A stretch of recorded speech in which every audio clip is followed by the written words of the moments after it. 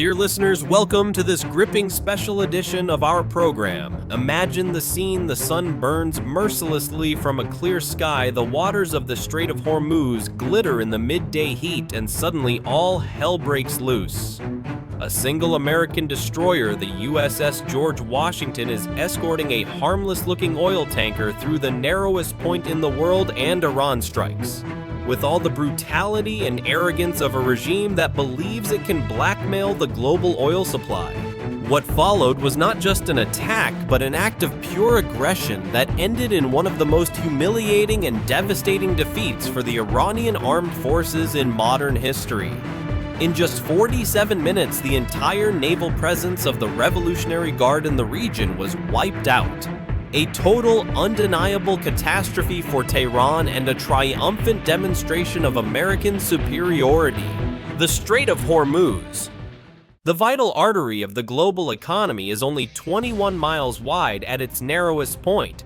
Every day, 20% of the world's oil, over 30 million barrels, flows through this narrow passage. Iran controls the northern coast and has threatened for decades to close this strait to strangle the global economy. Empty threats. Until recently, yes, but in January 2026, everything escalates. Iran deploys 6 state-of-the-art anti-ship missile batteries along the coast, Chinese C-802 missiles with a range of 120 kilometers, capable of sinking any destroyer.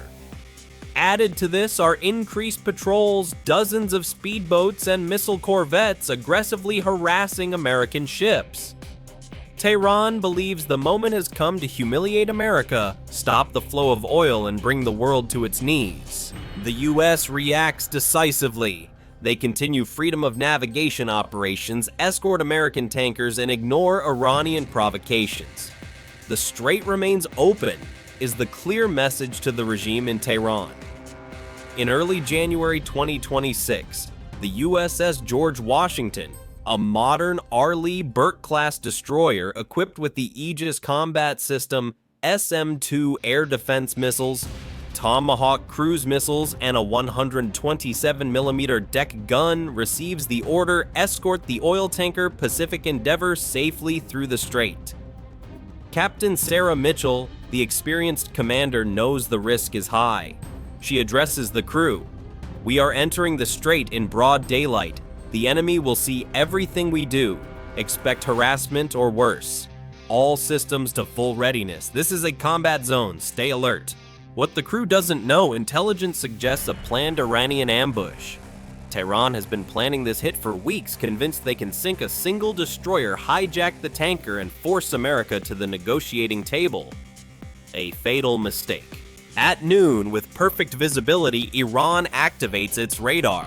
6 missile batteries lock onto the USS George Washington. From Bandar Abbas 12, Revolutionary Guard fast attack boats armed with anti-ship missiles launch, and 3 missile corvettes, larger warships with heavy weaponry, take up intercept positions. All of this happens in bright sunlight, clearly visible to satellites and reconnaissance aircraft. Tehran's message is unmistakable: this tanker will not pass. This destroyer will not survive. Iran believes it has set the perfect trap: a destroyer in the world's tightest bottleneck, surrounded by missile batteries and attacking boats with no escape route.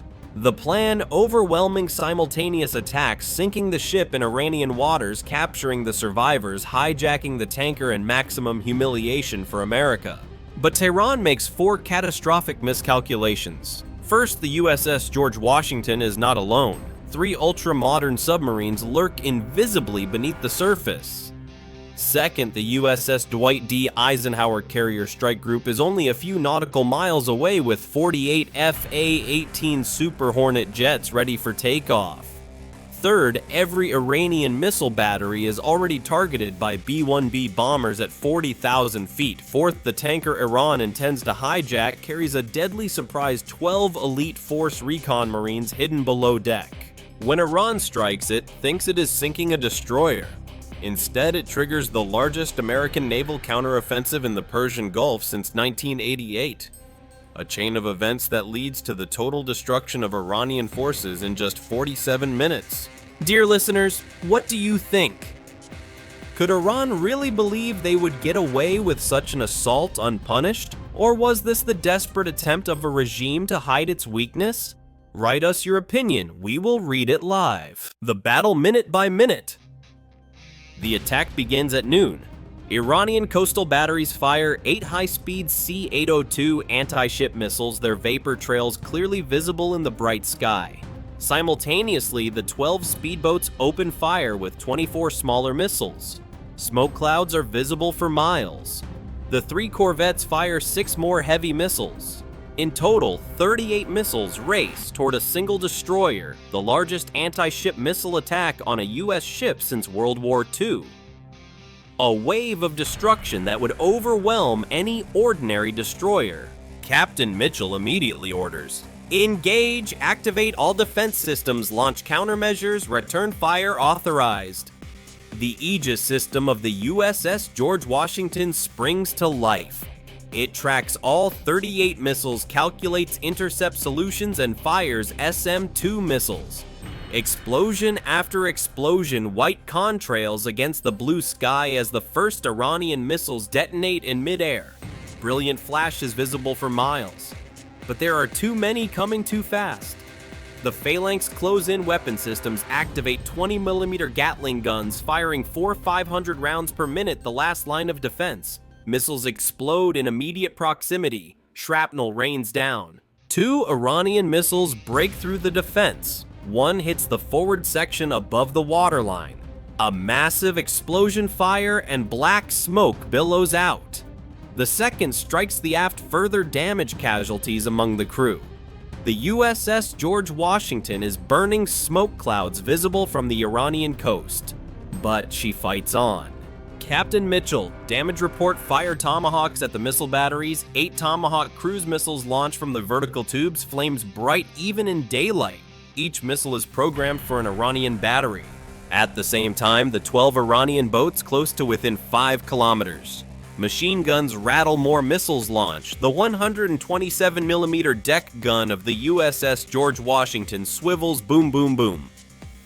The first boat is shredded in an explosion, debris flying. The second explodes, the third burns fiercely. But 9 boats continue the attack, fanatical and reckless. The corvettes approach menacingly. Captain Mitchell radios CENTCOM, "We are hit. 2 impacts fires, smoke visible for miles, need immediate support."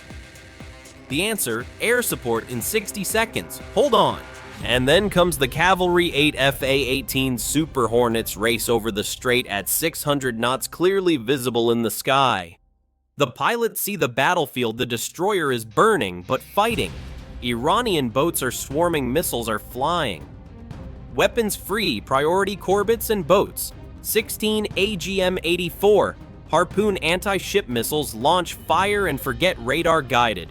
Their trails are visible in the sun. The corvettes attempt evasive maneuvers, too late. 3 massive explosions occur simultaneously. Fireballs erupt, ships break apart and sink in minutes. Then the Hornets turn to the boats. 20mm cannon fire, precise dive attacks, tracer rounds in the bright day.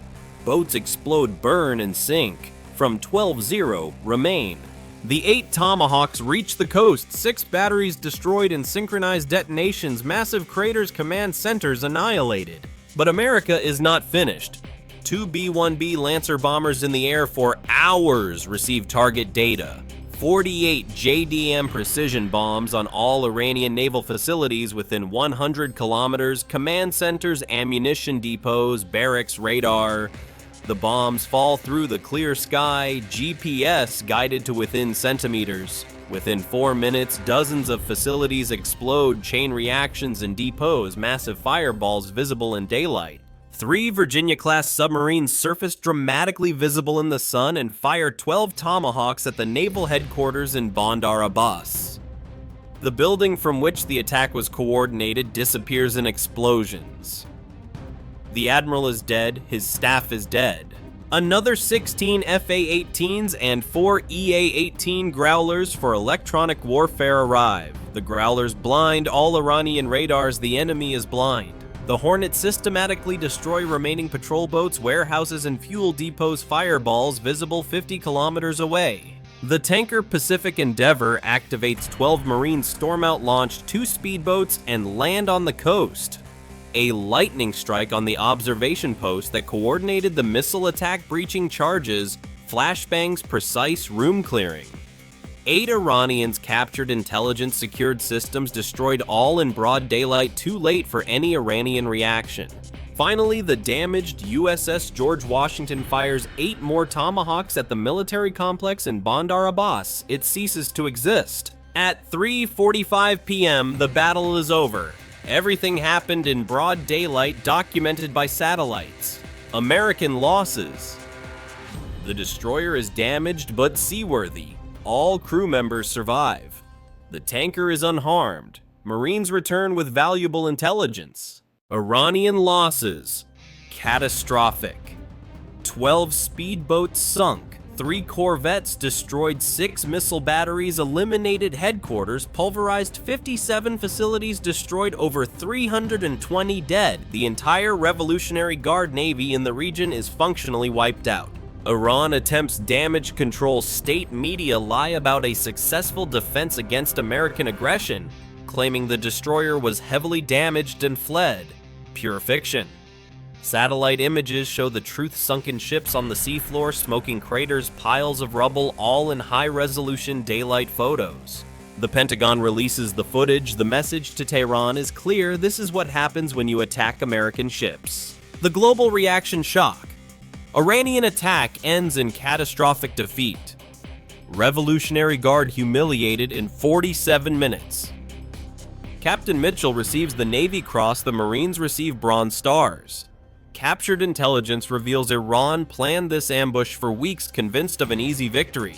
Instead, loss of 320 men, 15 ships batteries, and command all destroyed in a single afternoon. Dear listeners, what does this tell us? Is this the beginning of the end of Iranian provocations? Or will Tehran risk an even greater escalation? Share your thoughts with us. Call or write in. This story shows aggression against America